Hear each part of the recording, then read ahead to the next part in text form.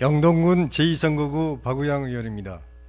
존경하는 이영 의장님, 그리고 동료 의원 여러분, 이시영 도지사님과 김병우 교육감님을 비롯한 관계 공무원 여러분, 본 의원은 5분 자유발언을 통해 민주주의와 헌법의 가치를 존중한다는 기본적인 전제하에 대의제 민주주의의 도민의 한 사람으로 주권을 행사하고 정치 형성 과정에 지역의 목소리가 제대로 전달될 수 있도록 기존 선거구를 유지할 수 있는 방안에 대하여 발언하고자 합니다.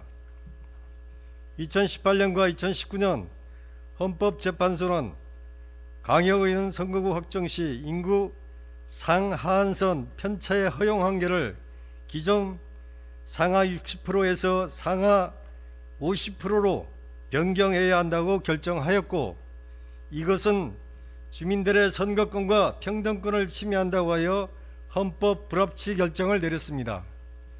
이에 따라 내년 6월 1일 치르게 될 전국 동시지방선거에는 광역지방의원 선거 구간 최대 최소 인구 편차를 기존 4대1이 아닌 3대1로 결정할 것이고, 옥천, 영동 선거구는 금년 4월 기준으로 인구수가 하한 기준인 27,522명에 각각 4,461명, 4,626명이 부족하여 현재 2개의 지역구가 하나의 지역구로 통합될 위기에 놓여 있습니다. 특히 영동군의 경우 선거구는 2개인데 지난 7월 말 기준으로 영동읍 양강면 1선거구의 인구는 23,470명, 나머지 9개읍 면인 2선거구 인구는 22,794명으로 두 선거구 모두 하한 인구에 미달하기 때문에 만약 이대로 공직선거법이 개정된다면 도의원이 1명으로 줄면서 농촌지역의 대표성이 크게 약화될 것으로 보입니다. 존경하는 의원 여러분, 선거구 획정의 가장 큰 원칙은 지역 대표성과 인구 대표성입니다.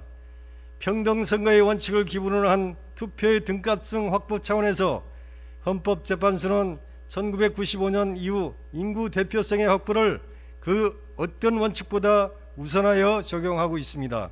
이에 따라 인구 밀집 지역은 선거에서 과소 대표는 반면에 농촌 지역은 과다 대표되는 경향이 존재하고 있습니다. 또한 도시의 산업화에 따라 농촌 인구는 감소하고 있고, 시간이 흐를수록 도시와 농촌 간 인구 격차는 점점 심화되어 현재 헌법재판소가 기준으로 삼는 인구 대표성만으로 선거구를 획정한다면 농촌 지역은 그 지역의 대표성을 상실하고 정치적 고립과 소외만 커져갈 것입니다. 이러한 문제점을 해결하기 위해 국회는 농촌과 비수도권 간 대표성을 확보할 수 있는 방안을 논의하고 있는데, 이것이 바로 인구 규모에 따라 비례 기준을 차별하여 적용하자는 인구기준 이원화 방안입니다.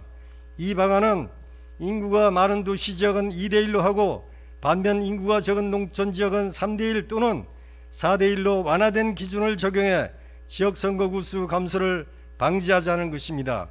이와 함께 인구만을 기준으로 선거구를 획정할 것이 아니라 행정구역, 지형, 교통, 생활권역, 역사적 가치와 문화 등 수많은 비인구적 요소를 고려해서 선거구를 획정하는 것이 지금의 정치 시스템에 부합된다 할 것입니다.